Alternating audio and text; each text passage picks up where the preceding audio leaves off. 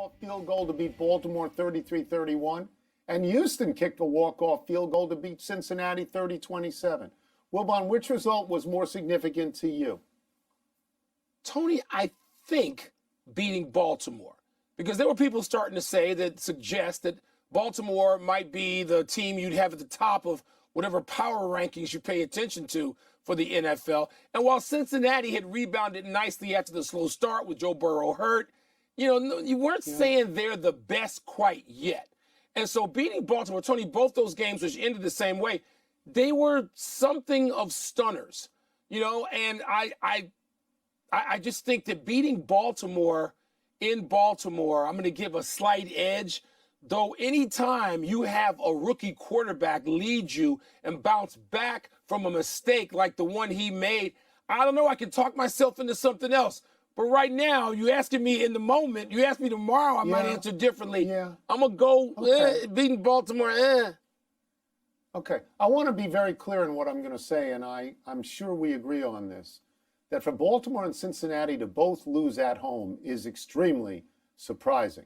It is particularly surprising that Cincinnati lost because they had a wide open receiver in the end zone with two hands on the ball with about 2 minutes to go, and he dropped the ball, so they had to settle for a tying field goal. And as you alluded to before, I had come around, Mike, to think that Baltimore right now was the best team in the AFC. Because of the victories they had.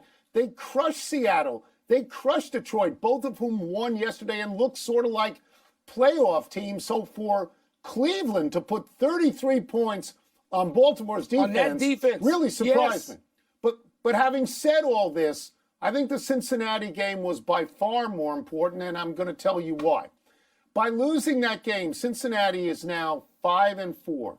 They're 1-4 in the AFC. They're 0-2 in division. So they got no tiebreakers whatsoever. And I think that sets up this Thursday night game, which is the best game on the schedule all year, which is Cincinnati at Baltimore. That feels like an elimination game to me for Cincinnati, because if they lose, Mike, if they lose, they're 2 behind Baltimore without any tiebreakers. And Tony, and what you're alluding to with Stroud had another really good game, but it was a very bad pick close to the end of that game that let Cincinnati back in. And Lamar Jackson had a pick six at the end of the game. Baltimore likes to present itself as being the best defense out there since the 85 Bears.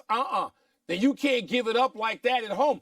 You got Baltimore. You got the ability to run the ball, play power football, stop the opponent, and you're at home, and you give it up like that? Do you want to hear a great stat about Baltimore? They've played 10 games. That's 600 minutes of football. They've only been behind for 29 minutes, and yet they have 3 losses. Because in tight games, Mike, we don't know if they can close. If you got a defense, you better be able to close. I don't want to hear no comparison to the 85 Bears. Stop it, please. Let's move to the NFC, where the Niners snapped their 3-game losing streak by blowing out the Jaguars in Jacksonville. The Cowboys moved to 6-3 by crushing the Giants. Please get that out of here. The Lions converted 4 fourth downs and edging the Chargers on another walk-off field goal. And the Vikes beat the Saints for Minnesota's 5th consecutive win and 2nd straight behind quarterback Josh Dobbs. Tony, which NFC team had the biggest win to you? So I'm going to agree with you. Let's eliminate the Cowboys right away. Dallas. They've now played the Giants twice. They've beaten them 89-17. The Giants are terrible, so enough. Okay. I'm going to eliminate Detroit, too. That was a nice win. And Jared Goff made a great throw down the middle of the field on a 4th down that I wasn't sure they should go for. But they were also up, I think, maybe 17-3 and 24-10. And they let the other team back in the game. Yeah, and they let the other team back in the game. All right, so let's get to Josh Dobbs, because he's the best individual story in the league in the last 2 weeks.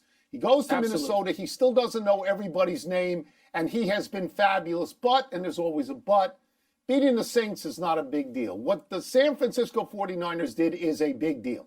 They went on the road to Jacksonville, a 6-2 team, and they beat them into dust. What is it, 34-3. They led from the beginning to the end. Brock Purdy had a clean game.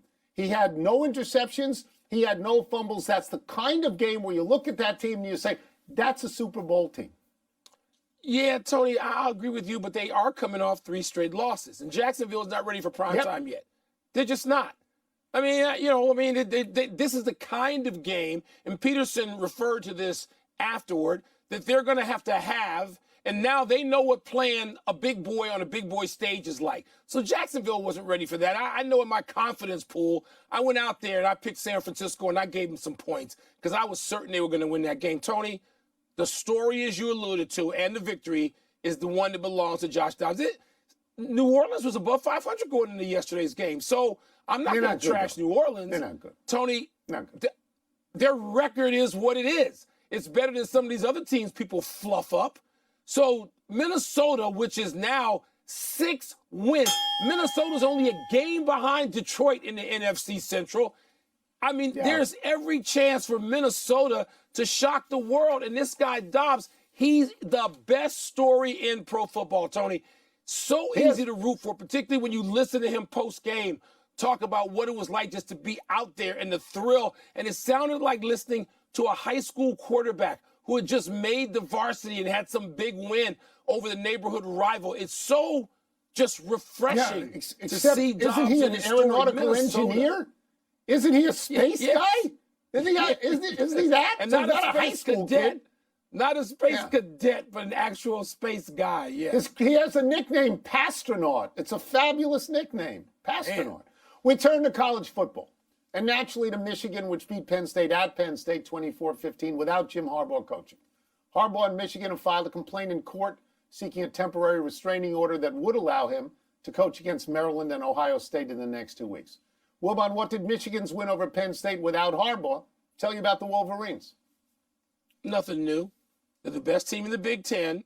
Penn State is probably the 3rd best team in the Big Ten behind Ohio State. It didn't tell me anything. I know the game was at Penn State. This is no surprise, particularly for people who spend as much time obsessing over Big Ten football as I do. This is what we expected, Harbaugh or not. And so after Harbaugh can't get back in there because they either can't find a judge, all these things that went on, the drama of the holiday weekend, and they can't get Harbaugh back on the sideline, you knew Michigan was going to rally around him. You knew that those players are going to rally us against the world. I mean, teams do so much more with less than that. And so, this is what they're going to do. They're going to beat Maryland's brains out, too, because Maryland is not ready for this either. And so the question is, where will Harbaugh be, and what will be the state of Michigan football and the Wolverines when they go play against Ohio State? But go play means Ann Arbor. They're at home for that game. So it didn't tell me anything. Harbaugh, by the way, is much about Michigan. You had it right on Friday when you said that they would rally and they would win the game. And to be fair, Penn State is not a juggernaut. They have no offense. And the proof of that is that James Franklin just fired the offensive coordinator, probably thinking that the next coach to go is going to be him. Because he's 3-17 against top 10 teams, and he's 4-16 against Michigan and Ohio State. And if you're Penn State and you want to be in the national conversation, those are very bad numbers. The greater story here is Harbaugh. What happens to Harbaugh from this point out? Is it fair what's happened to Harbaugh already? I mean, Mike, you know how I feel. Unless there is direct linkage to Harbaugh and the approval or the use of stolen signals. You want evidence. You want documents. Why is he being singled out and not the team? Why isn't the team suffering? Why aren't the coordinators suffering? Why don't the Raiders do something more notable? And which Heisman contender had the best weekend? I got to figure out who they are. Who the Heisman contender. I got to tell you, Mike. It's so sanctimonious to suspend Harbaugh. I think San Francisco proved something big. They're a contender now. It's a big. Pardon the interruption. Time to find out what's kicking with the Commoners. Let me get the first one here.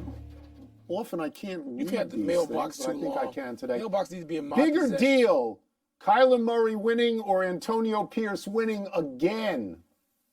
Yeah, Kyler Murray, Tony. When you go out with that kind of injury, with a knee injury, and everything you do, even though you have proven yourself to be a pretty good passer, still comes with movement, and we're seeing some of that movement right now.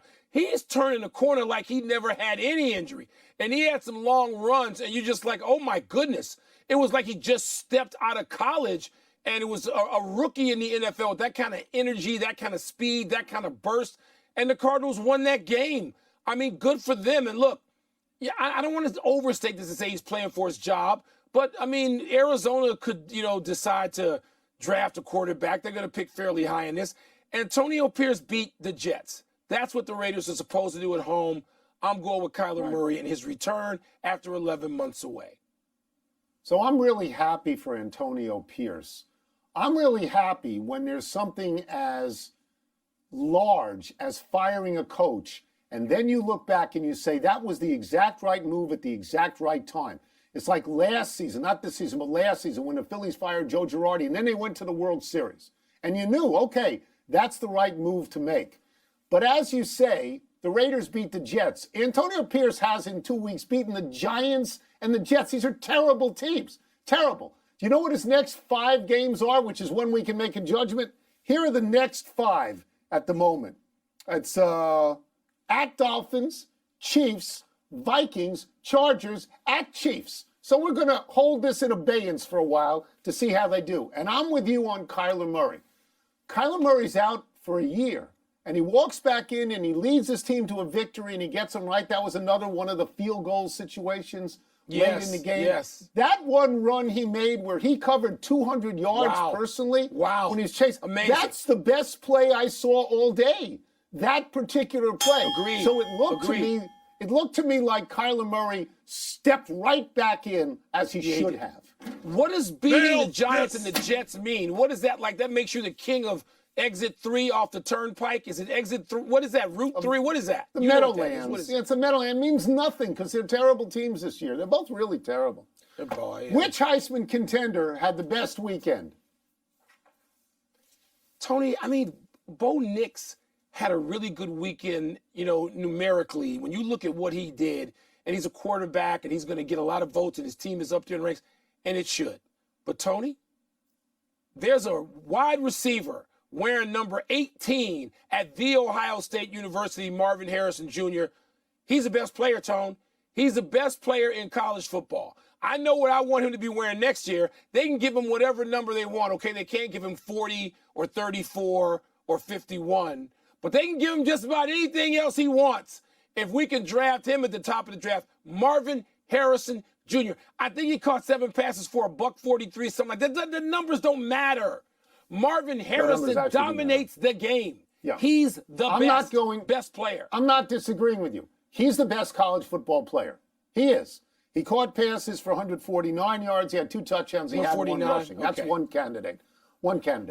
Michael Penix Jr. is another candidate at Washington. He's nice. He had 2 passing touchdowns against a tough defense in Utah and a rushing touchdown. The Alabama kid had 6 touchdowns. He had 3 rushing. He had 3 passing, and Alabama crushed Kentucky, but he had 270 yards total. I want you to remember the number 270 total with the 6 touchdowns. Okay. Nix, as you said, for Oregon, he's playing against USC. Of course he got well. Everybody gets well against USC. He had 412 yards passing and 4 touchdowns, and they're all good. Did you see the stats from Jaden Daniels of LSU? Mike, he had over 600 yards total. He had 372 passing and 3 touchdowns. He had 234 rushing and 2 touchdowns. Mike, 12 carries. That's 20 yards a carry. What? That's like Herschel Walker 20 yards a carry. And he's a quarterback. Marvin Harrison. He had the best day. Marvin Harrison. But this kid from LSU had the best day. Enough email. He had a great day. Let's take one last break. Still to come. Texas A&M says see you to Jimbo Fisher. Will the next coach do any better? And the Clippers fall to 0-4 with James Harden. Is that a bigger deal, though, than the teams that have been winning without him? Without him. You don't need James Harden. You need to not have James Harden. Let's get the clips of me saying that 2 weeks ago and 3 weeks ago. People have 26-4 this year. Since winning the Orange Bowl in 2020, A&M is 19-15. They never made the SEC championship game, let alone the college playoff under Fisher. A&M is seen as having great talent and underachieving. Tony, this is one reason why you take that job at A&M.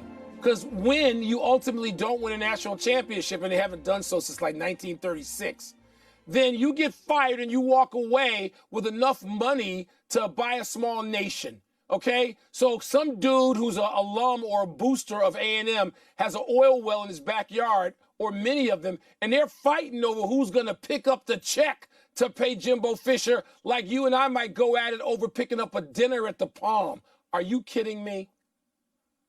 I asked Pat Forty today, how do you get the kind of money to pay this guy off $76 million? And Forty said, have you seen the price of crude oil lately? Somehow it's just really funny. One I-95 correction, Wilbon. The Meadowlands is exit 16W on the New Jersey Turnpike, not exit 3. Exit 3 is the Atlantic City Expressway. Shout out. Big finish. Here we go. Let's do it. The Patriots benched Mac Jones in a loss to the Colts. What happens now? I don't know and don't care. The Patriots are irrelevant. They are. A sentence we're not used to saying for more than 20 years. They're irrelevant now. The Edmonton Oilers fired head coach Jay Woodcroft after a win. Does that make sense to you? I'm surprised by this. They beat Seattle, which was a playoff team last year.